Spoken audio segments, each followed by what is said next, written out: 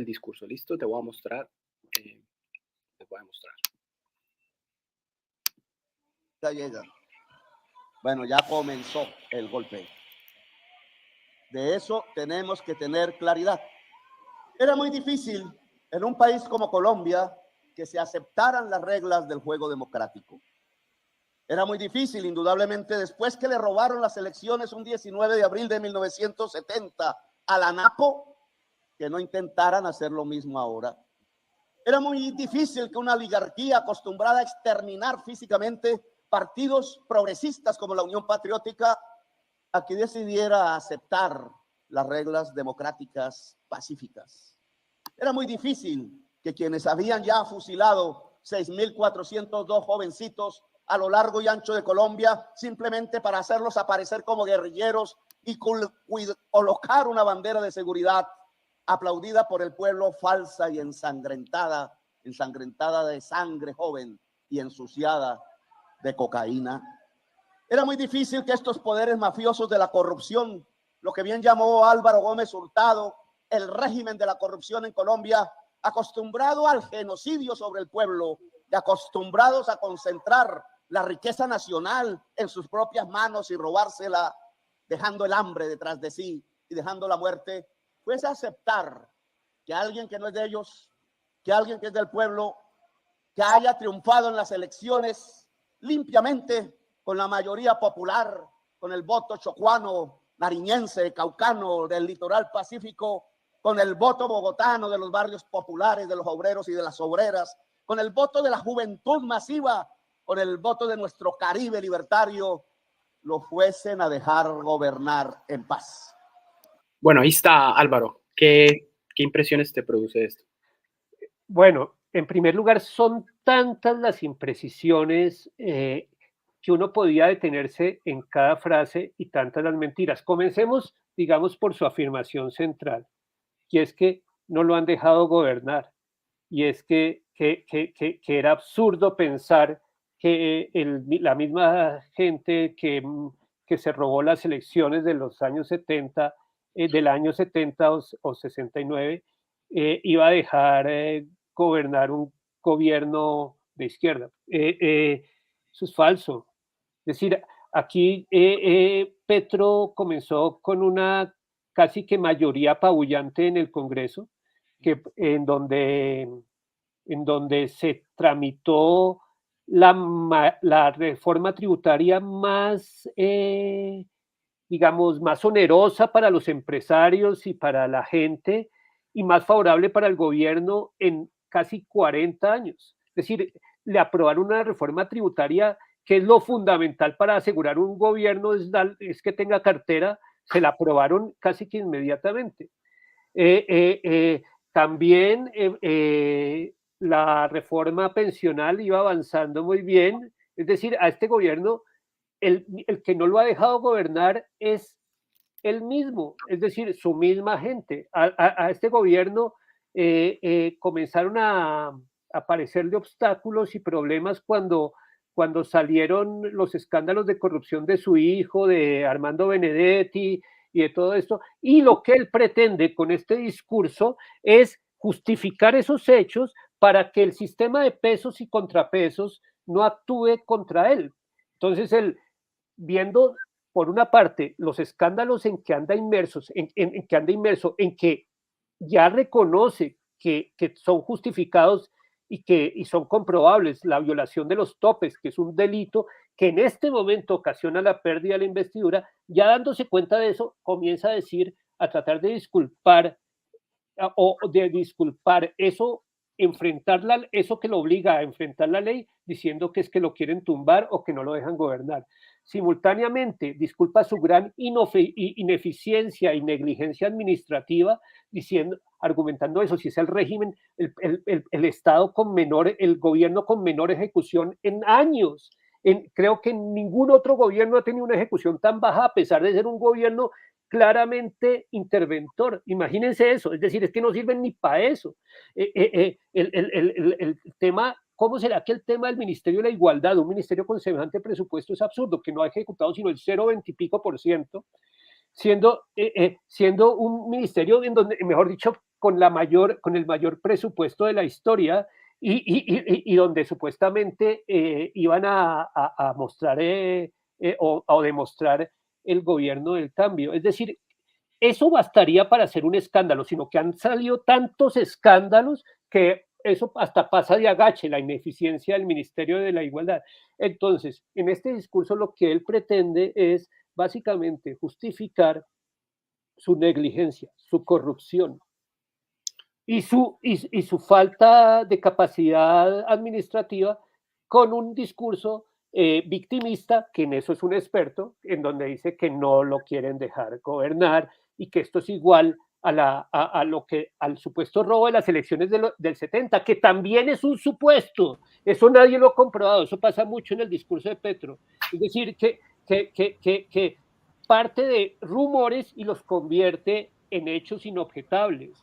Álvaro, pero mire, además del anacronismo de referirse a los 70, aún sabiendo eso que usted ha comentado de los gobiernos que al final han tomado medidas progresistas que han salvado la economía colombiana, quiero que nos concentremos en eso de cuando él habla de golpe.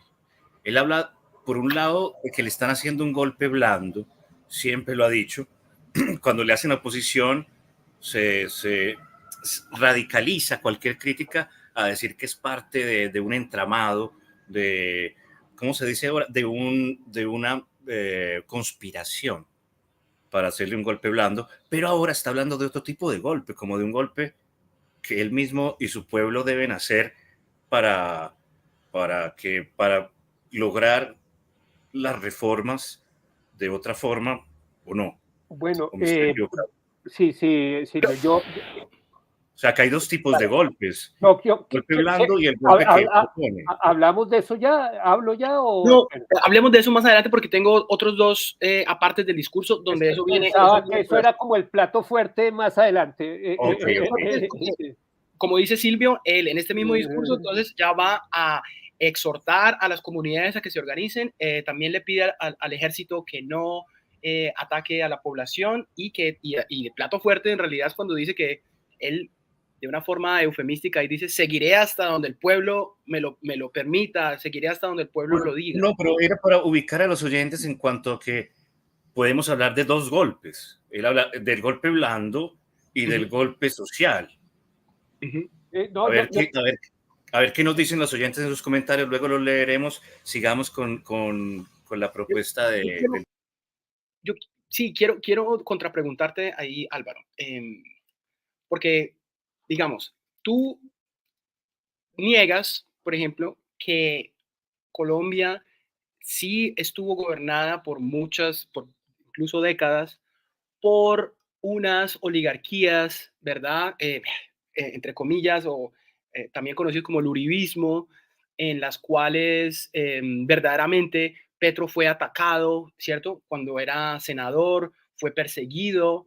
Es cierto que es indudable que él no pertenece a esa, entre comillas, élite política, que él se ganó muchos enemigos de esa facción pues de la política colombiana que era muy poderosa y presumiblemente todavía lo es, ¿verdad? Y no tiene entonces Petro razón o los petristas en sentir, bueno, es verdad lo que dice Petro, no quieren que una persona fuera de esa rosca tenga el poder que tiene Petro ahora, más allá de las negligencias palmarias y conspicuas de las tonterías y las cagadas de Petro, pero ¿no crees que también es cierto que hay unos poderes, unas manos oscuras, entre comillas, uribistas, que están haciendo todo lo posible por socavar pues la legitimidad de Petro y sacarlo del poder? A ver, no creo. Voy por partes. Primero, no creo en ese discurso, no creo absolutamente en ese discurso de que Colombia toda la vida ha sido gobernada por unas oligarquías corruptas. Es decir, creo que Colombia ha sido un estado que ha tendido a tener una democracia que a veces, como sucede en casi todos los países, presenta una clase política que se reproduce porque los hijos hacen lo mismo que los padres generalmente. Las clases políticas en casi todas partes del mundo son una clase, son un grupo, pero no muchas, siento que en Colombia esa clase política durante mucho tiempo no estuvo, por ejemplo, íntimamente, no era la misma clase política alta que la clase empresarial alta, es decir, el poder económico no era siempre el mismo poder político. ¿Cómo te explico? Tipos como Carlos Lleras, como Misael Pastrana, como Julio César Turbay, no eran grandes ricos de este país, eran clase política, pero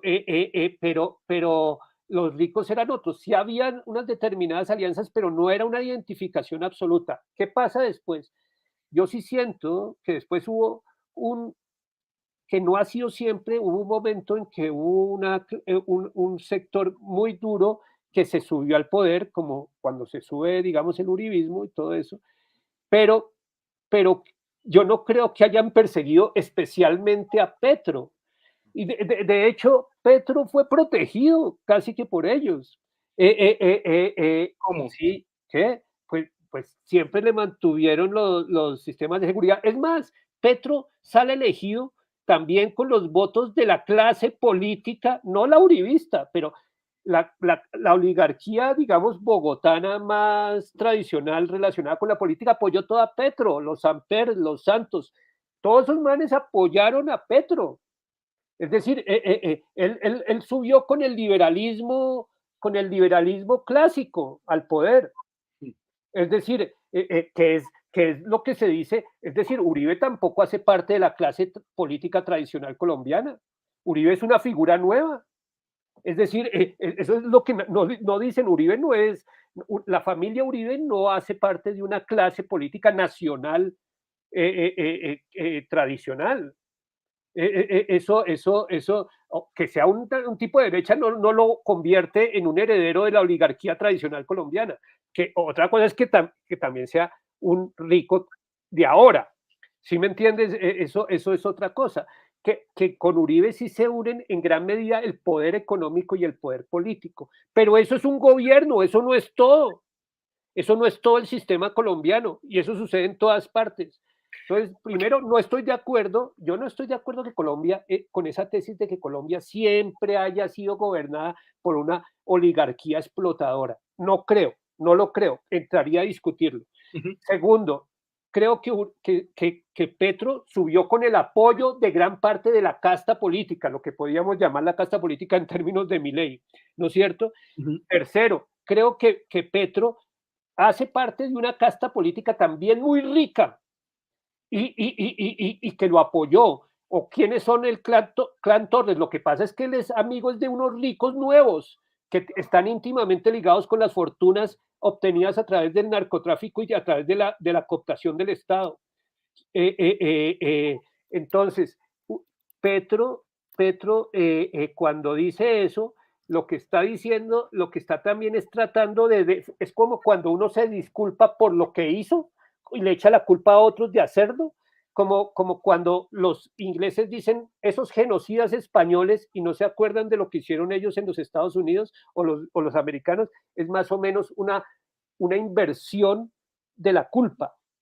Mi culpa se la he hecho a otro. Petro, porque entonces yo lo que creo es que Petro manipula cualquier discurso y lo vuelve en contra de sus enemigos o de sus rivales. Ujú. Y finalmente, si ellos lo están queriendo tumbar, no. Yo pienso que es distinto. Obviamente en el juego político siempre las fuerzas opositoras quieren ganarle a la fuerza que está en el poder. Eso hace parte del juego político, pero el golpe, digamos, no lo han querido hacer a través de vías extraconstitucionales. Ahora, si Petro, según la ley, ha cometido delitos por los que deba abandonar el poder, según la ley, eso no es una conspiración, eso es hacer el ejercicio de la ley. Mira, cuando Samper, cuando pasó el proceso 8000, sucedió exactamente lo mismo. Samper se había hecho elegir con dineros del narcotráfico. ¿Estamos o no estamos de acuerdo? Eso es comprobado, ¿no es cierto? El tema Ujú, era si sabía o no sabía, porque en ese ujú. momento la ley decía que si no sabía, pues él no era seguro que tuviera la responsabilidad. Pero Samper se hizo elegir con dineros del narcotráfico. Entonces el samperismo comenzó a manejar la tesis de la conspiración. Conspiración, me quieren tomar, todo el mundo, la gente, los amigos de él, los seguidores, porque la gente tiende a aceptar las tesis de los que piensan igual, decía, sí, lo quieren, es una conspiración. No, pero entonces es que aquí cuando hay democracia supuestamente hay unas normas y hay unas leyes para llegar al poder. Entonces, cuando la gente no llega por esas leyes, o cuando se brinca la ley para llegar al poder, cuando se brinca la ley para ganar las elecciones, pues el Estado tiene no solo el derecho o las otras organizaciones del Estado, sino el deber de enjuiciarlo. Y Y si es el Álvaro, caso, tumbarlo. bueno, Álvaro, y la comparación con el proceso 8000 me parece adecuada. Ahí viste que el señor Olmedo, ¿cierto? Salió con un video a exculpar a Petro. Es decir, ay, lo siento, presidente, por la traición que yo he cometido contra usted, ¿no? Como tú estás diciendo, él fue todas las espaldas de Petro, él no sabía el asunto de los carrotanques o de los sobornos, que parece que hay pruebas fehacientes del señor este otro Pinilla, Snyder Pinilla, que va a mostrar sobre sobornos a congresistas dizque para apoyar las reformas. Pero de eso van a exculpar o eximir a Petro, ¿verdad? Lo mismo, hay otro escándalo ahora que es el de esta empresa de criptomonedas. Seguramente tú lo escuchaste, la Sí, claro. empresa Daily Cop, todo el Pero asunto del vamos, avión. ¿te parece que vamos por partes? Porque cada uno de esos temas es tan grueso Pero bueno, tampoco, sí, es tan grueso que, sí, y es una lista de sí, escándalos. sí. Mejor no nos metamos en eso y Ah. miremos el discurso, sigamos con